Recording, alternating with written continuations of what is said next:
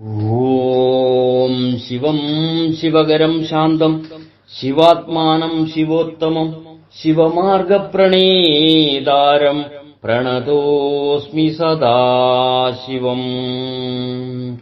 ആത്മഭാവങ്ങളെ, പുരാണകഥകളിലൂടെയുള്ള യാത്രയിൽ ഇന്നത്തെ കഥ കാമധേനു.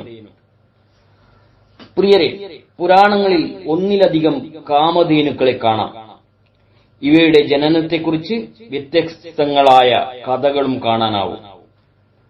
ദേവാസുരന്മാർ പാലാഴി കടഞ്ഞപ്പോൾ അതിൽ നിന്നും ഉയർന്നുവന്ന വിശിഷ്ട വസ്തുക്കളിൽ ഒന്നാണ് കാമധേനു എന്നൊരു കഥ ഉണ്ട്. കൂടാതെ ബ്രഹ്മദേവന്റെ മുഖത്തു നിന്നും ഒരു കാമധേനു ജനിച്ചുവെന്നും പറയുന്നുണ്ട്.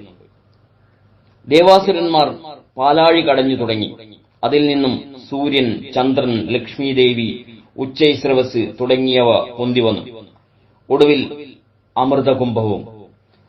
അമൃതകുംഭം കയ്യിൽ കിട്ടിയതോടെ ബ്രഹ്മദേവൻ ആവേശഭരിതനായി മാറി. അദ്ദേഹം അമൃത് ആവശ്യത്തിലധികം ഭക്ഷിച്ചു.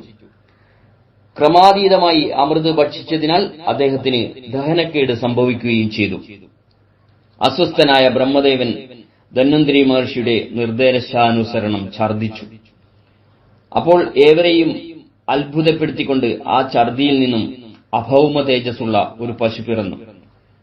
ബ്രഹ്മദേവൻ അവൾക്ക് കാമധേനു എന്ന് നാമകരണം ചെയ്യുകയും അത്ഭുത സിദ്ധികൾ നൽകി അനുഗ്രഹിക്കുകയും ചെയ്തു.